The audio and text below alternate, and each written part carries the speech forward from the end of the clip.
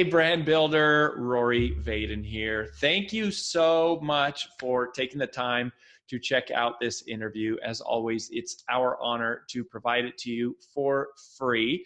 And wanted to let you know there's no big sales pitch or anything coming at the end. However, if you are someone who is looking to build and monetize your personal brand, we would love to talk to you and get to know you a little bit and hear about some of your dreams and visions and share with you a little bit about what we're up to see if we might be a fit. So if you're interested in a free strategy call with someone from our team, we would love to hear from you. You can do that at brandbuildersgroup.com/podcall, brandbuildersgroup.com/podcall. We hope to talk to you soon. What does it take to be a great coach? How do you coach somebody else to create peak performance? How do you actually help another person have a major breakthrough in their life? That's what we're going to talk about today. I'm going to share with you my little 5-step formula for helping somebody else have a massive breakthrough in their life. And this comes from the fact that I have coached hundreds of top producers, top performers, ultra performers, some of the most influential people in the world, right? If you look at some of my one-on-one clients, I have coached people who are like the #1 realtor out of 76,000 agents. I've coached people to the world championship of public speaking. I've coached New York Times bestselling authors. I've coached billionaires and multiple billionaires and several hundred millionaires. I have coached some of the elite kind of performers and business professionals on the planet. And one of the things that I've learned, and I think a part of why I often get hired by these, elite business performers or people who want to become elite, is because I have really, over the years, learned a lot about the psyche of what it takes to create a breakthrough for someone else. And that's just what I want to share with you. So it's really simple. The first thing, before I get into the 5 steps, what you first must know is that the reason why most people don't have major breakthroughs in their life is not because of logical or technical limitations. It's because of emotional and mental limitations. Let me say that again, make sure you get it, right? The reason that most people don't have big breakthroughs in their life is not because of logical or technical limitations. It's because of emotional and mental limitations. Meaning, if somebody is going to become an ultra performer, right? That's my term that we use in Take the Stairs, or a multiplier, to use a term from my second book. It's somebody who has an exponential change in their results, an exponential change in their outcome. It usually doesn't happen from learning a tactic. It's not that they go, oh, there's some hack that I just needed to learn, and now all of a sudden my results are going to explode. It's because of an emotional or a mental breakthrough that must happen. And so I'm going to walk you through this 5-step process. I've never created a piece of content like this before. So I'm so excited to be sharing this with you, because as I listened to the interview with Michael Bungay Stanier, and it was such a great interview. He's such a successful guy, and his book sells really, really well. And I was going, wow, I've never actually talked about what are some of the things that I try to do to help my coaching clients create breakthroughs. And of course, this is something I try to do with myself as I coach myself as well. So how do you help somebody have a huge mental or emotional breakthrough or pivot or change that allows them to have the big breakthrough in their life? So here's this little 5-step process. So number 1, the first step is you have to listen for their limiting beliefs. Listen for their limiting beliefs. So, part of what I loved about this conversation with MBS, Michael Bungay Stanier, that we had, and part of what I love about coaching in general, right? The premise of coaching is interesting. In true coaching, the true coaching model is to believe that not the coach doesn't have the answer, that the student has the answer, and it's sort of like Socratic method based on Socrates, which is that a great coach is supposed to ask questions, and that the answer is revealed to the student by the student as you sort of ask questions. And part of me really loves that and agrees with that. Part of me also goes, my coaching style is not that way. I ask a lot of questions and I try to help people get to the answer quickly. And if they're not getting it, I want to tell them what it is. If we can see it, and if something is revealed through the conversation that points to the answer, not that we have all the answers or that I have all the answers, but that we can see what their answer is. And this is what is so key about coaching, which I don't think people understand. It's not that we have a one-size-fits-all answer that we can just go, oh, tell me your problems, I'll give you the answer. It's not out of our expertise necessarily, although in our particular area of personal branding and personal brand strategy, we have a very, very robust set of curriculum and content. But even inside of that, it's not that we have the right answer. It's all about finding the right answer for the client at that specific moment. And the best way to do that is to listen for their limiting beliefs. So how do you listen for somebody's limiting beliefs? It's very simple. First of all, you got to understand what a limiting belief is. And then I'll share with you some triggers for this, right? So what a limiting belief is their quote unquote true story. I'll call this a true story. It's not actually true, but in their mind, it's true. You're listening for their true story about why they can't do something or why they aren't succeeding. Right? Like somebody, and so now let's talk about that, right? So if somebody is talking, let's say you're coaching them, and they say, "Yeah, gosh, I'd love to get in better shape this year, but it's just not possible with a toddler. There's just no way that can happen." So right there is I have this mental trigger that goes, that's their limiting belief. They just spoke it out loud, and people do this all the time. If you listen, you'll hear when someone you're talking to says out loud. They won't hear it.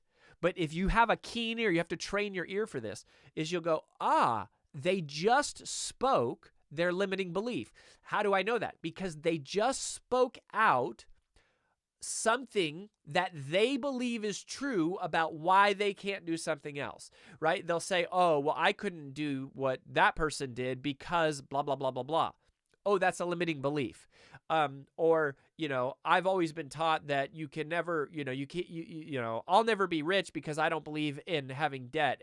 And everybody knows you need to take on debt to become rich. And it's like, oh, so you're listening for it, you're listening for their true story. It's their rationalization, their justification, their explanation for why they can't have something else. That's really key. So you just got to train your ear to listen for it, right? It's their story. It's something they believe to be true about why they can't achieve something else. So that's like half of the battle right there, is just being able to train your ear for it. Now, step 2. In step 2, I want you to call it out without singling them out. So what I mean by that is you want to, once you hear them say it, you want to draw attention to it. But you don't want to make them feel stupid. You don't want to make them feel weak. You don't want to make them even feel wrong. So the analogy that I think of for myself as a coach is, I don't want to be a judge. I want to be a mirror. I simply want to hold up a mirror like a judge is determining right or wrong. A judge is in a place of power. A judge is telling you you're out of bounds, you're in bounds, you're out of bounds. But a coach shouldn't be a judge as much as they should just be a mirror to go, let's pause the conversation. Let me hold up a mirror, and I want to reflect something back to you that I just heard. I just noticed that you said the reason you can't do blank is because of blank. And so you just want to reflect it back to them. And I want you, as the coach, to also encourage your client, and for both of you to suspend whether or not that limiting belief is actually right. It might be true, right? It might be true that, they literally go, oh my gosh, I'm involved in so many things. I couldn't I can't lose weight this year because I'm so busy because I have so many things. That might be true, but it might not be true. It might be that they still watch 3 hours a night of Netflix, and that actually if they carved out 15 minutes from their Netflix routine, they actually could get in better shape. But you're not in step 2, your job isn't to judge them. Your job isn't to render an opinion on whether or not this is right. Your job is to reflect it to them, to call it out, but don't single them out, right? Like singling them out is when you kind of like embarrass somebody publicly. That's not what you want to do. You just want to call it out to say, hey, I just heard something interesting about what you said. The reason why you can't blank is because of blank. That's a huge, huge important step. Now, step 3. Step 3 is I want you to give them a new belief. Give them a new belief. So here, again, you don't necessarily need to tell them that what they believe is wrong, but I would use language like this. I would say, hey, I want to invite you to consider a new way of thinking about this. And I just want you to try on, I love that language. I just want you to try on this idea for a second. Try on for a second that it actually is possible to get wealthy without taking on debt. I just want you to try that on. It may or may not be true, but I just want you to try on that thought. I just want you to try on that mindset. I just want you to try on that belief, right? That's kind of like how you have to think about it, is going, I notice you're wearing an old outfit, and I just want you to try this on. You don't have to buy it. You don't have to own it. It doesn't have to become your favorite thing. You don't have to commit to wearing this, out in public. But like right now, I just want you to try this on. And I want them to try on the idea, to try on the thought. So you want to give them a new belief. It's basically like install a new operating system. Give them a new way of thinking about, possibly a new way of thinking about, or just an alternate explanation of, or an alternate perspective for thinking about the thing that they currently think is true and set and defined in some other way, right? So you're going to give them a new belief to try on. Then, step number 4. Step number 4 is to fill them with encouragement. Fill them with encouragement. Here's how you fill somebody with encouragement. And I'm gonna take this to a biblical term. Now, you may not be a Christian. You may not be you may not believe in the Bible. By the way, if you don't, I would really encourage you to check out I have a podcast that I created called Eternal Life, 7 steps, or excuse me, it's called Eternal Life, 7 questions every intelligent skeptic should ask about Jesus of Nazareth, where we look at the historical, logical, and academic accuracy and scrutiny of the Bible and the story of Jesus. You could check that out. But, you don't have to be a Christian to appreciate, I think, this concept, which is that the word inspire is actually a biblical term. It means to breathe life into. And at least in the biblical account for the creation of humanity, of men and women, is that God spoke the world into existence and then he breathed life into man. So there's this connection between word and life and breath, right? And so that's where the word inspire comes from. It's to use your words to breathe life into other beings or into things or into creation.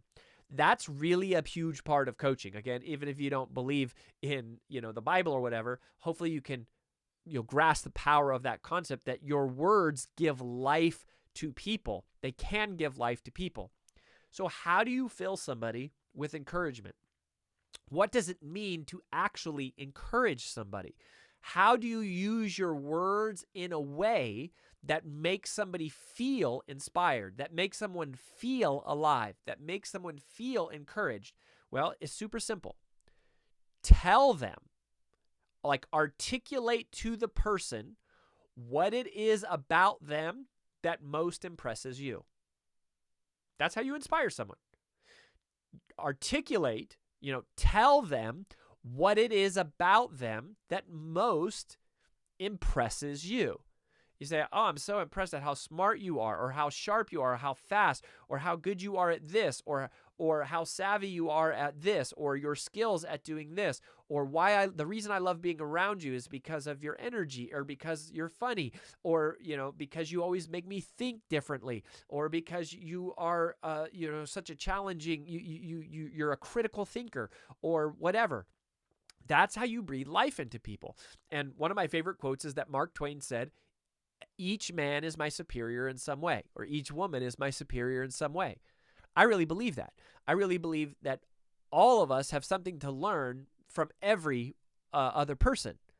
And so those are the things that I'm constantly looking for people. And when you want to breathe life into them, when you want to fill them with encouragement, all you're going to do is articulate what it is about that person that most impresses you, or what it is that you have learned from that person, or what it is about that person that inspires you. You inspire me to be a better parent. You inspire me to read more. You inspire me to be a better leader. You inspire me to be better in Excel. You inspire me to keep better track of my money. You inspire me to write more handwritten notes. You inspire me to be more spontaneous. You remind me to be more grateful. Like, whatever it is about the person, that's what you articulate. And that's how you fill somebody with encouragement. The reason that this step 4 is so important in helping somebody break through their limiting beliefs is that when you establish, when you're helping somebody break a limiting belief, when you're helping somebody break through a limiting belief, the neuroscience of this is that you're forming a new neural pathway in their brain. Remember what I said about their limiting belief in step 1? It's their true story about why they can't do something or why they aren't succeeding. What makes it true? What makes it true is not that it's actually true. What makes it true is that they have told themselves that again and again and again and again. And the human brain does not delineate between true and false, right or wrong. The human brain does not know right or wrong just by itself. You have to teach it what's right and wrong through programming. You have to teach it what is true and false through programming.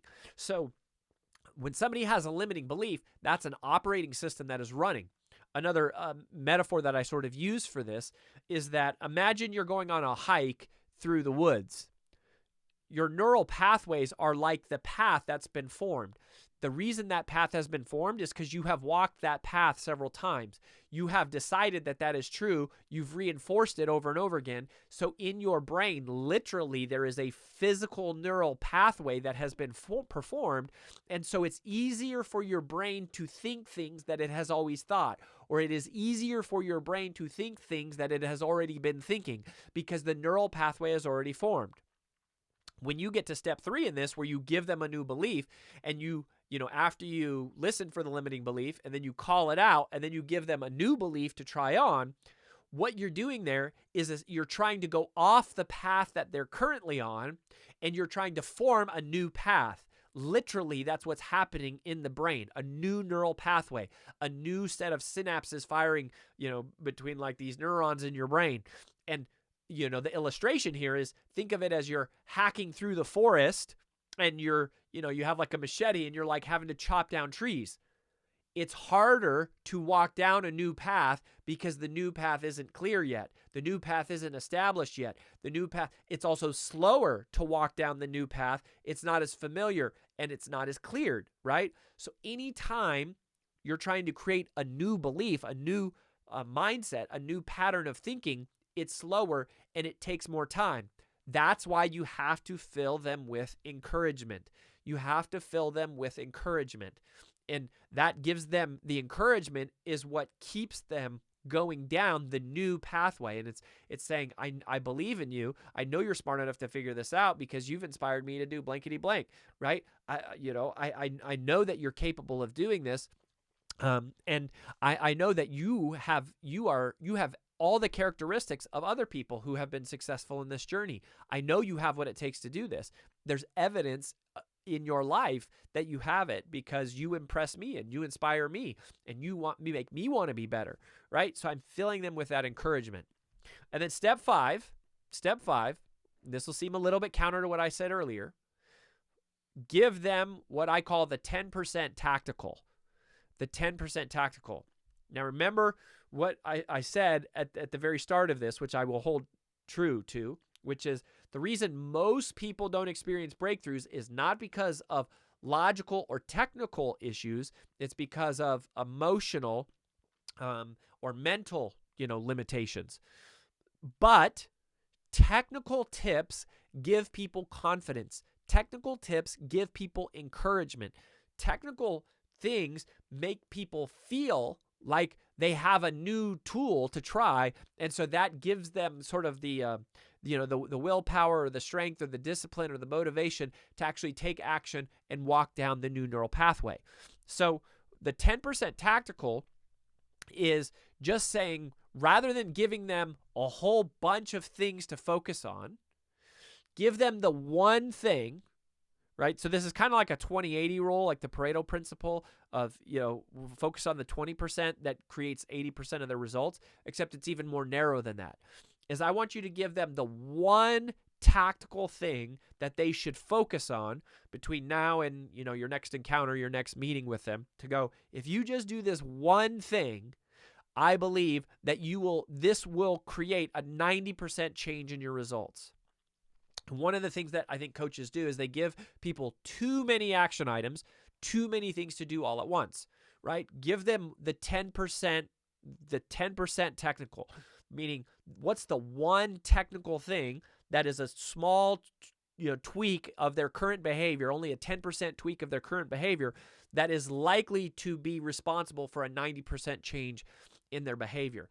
When I'm evaluating speakers, one of the things that we're doing is I coach some of the best speakers in the world, and when I'm coaching very high profile speakers, it's like I don't give them 100 things to do. I try to give them even in an hour-long speech, I'm trying to give them 2 or 3 things and really one big thing to go. The next time you go out, I want you to focus on this one thing, because that's the 10% tactical, the tiny little bit that they can focus on. But if they do that one thing, they'll have a 90% change in their outcome or their results. So there you go. There you have it. This is my secret, never before shared formula on how to be a great coach and how to create breakthroughs in other people. So step 1 is listen for limiting beliefs, right? Listen for their story about why they can't do something. Step 2, call them out without singling them out. Be a mirror, not a judge, but reflect back to them. Hey, I just heard you say the reason you can't X is because of Y.